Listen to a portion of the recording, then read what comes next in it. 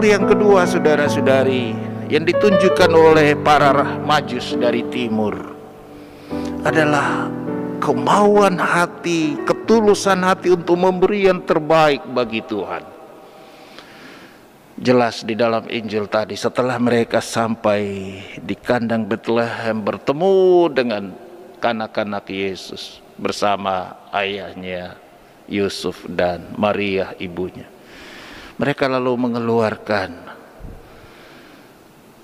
bawaan mereka, persembahan tulus mereka, emas,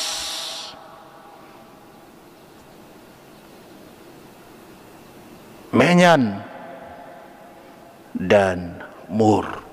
Pemberian ini sangat berarti, ya.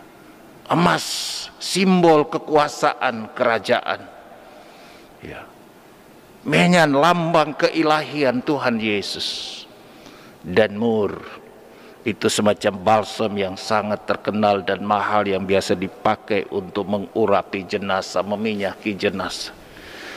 Itu simbol kematian yang akan dialami Yesus juga sebagai seorang manusia, risiko dari kedatangan kehadirannya untuk mewartakan kerajaan Allah. Nah, saudara-saudari sekalian, ya, adakah kita juga seperti para raja, para Majus, berani memberikan yang terbaik? Seperti halnya kita di dalam doa selalu minta yang terbaik dari Tuhan. Minta anak yang terbaik, yang pintar, yang cerdas, yang cantik, yang gagah. Minta rezeki yang terbaik, kesehatan yang terbaik, dan seterusnya. Kita selalu minta yang baik, bahkan yang terbaik. Pertanyaannya, apakah kita juga mau memberi yang terbaik untuk Tuhan? Kita meminta emas bahkan intan, tapi mungkin yang kita berikan bagi Tuhan tembaga, mungkin juga plastik, atau bahkan kayu lapuk lagi, ya. Kita meminta dari Tuhan waktu hidup yang terbaik, usia yang panjang, tapi mungkin kita memberi bagi Tuhan hanya waktu-waktu yang sisa tenaga, sisa-sisa energi, ya, sisa-sisa waktu yang sudah dihabiskan untuk berbagai macam hal duniawi. Ini masih ada sisa sedikit, ya, ini untuk Tuhan, ya. Ini ketidakadilan kita dalam relasi kita dengan Tuhan. Kita minta yang terbaik, tapi kita beri bukan yang terbaik. Kita belajar, saudara-saudari, dari 3 orang Majus ini berani memberi yang terbaik, dan karena itu mereka mengalami sukacita. Mereka mengalami juga tuntunan Tuhan melalui malaikatnya untuk pulang melalui jalan yang lain. Itulah berkat bagi orang yang berani hadir di hadapan Tuhan, memberi yang terbaik bagi Tuhan.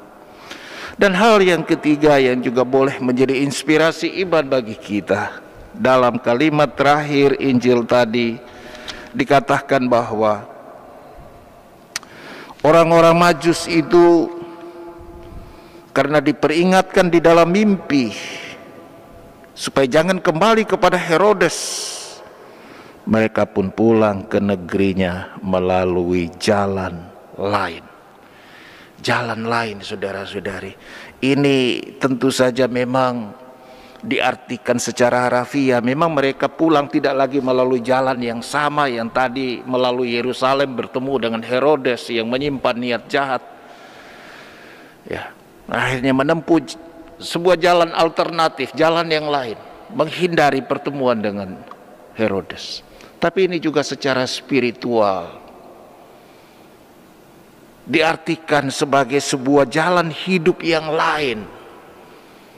Hidup dalam kebersamaan dengan Tuhan, hidup pada jalan kebaikan, hidup pada jalan kebenaran, hidup pada jalan kebahagiaan dan keselamatan. Itulah jalan Tuhan. Mudah-mudahan kita sekalian, saudara-saudari, yang kerap kali berjalan pada jalan yang salah, jalan yang suram, jalan yang gelap, bahkan jalan yang menghancurkan. Kini dengan pertemuan kita dengan Tuhan yang nampak nyata bagi kita, kita pun akan menempuh sebuah jalan hidup yang lain, yang baru, yang memuliakan Tuhan dan mendatangkan kebaikan dan keselamatan bagi diri kita, keluarga, dan siapapun yang mengalami kehadiran kita. Tuhan Yesus memberkati kita semua. Amin.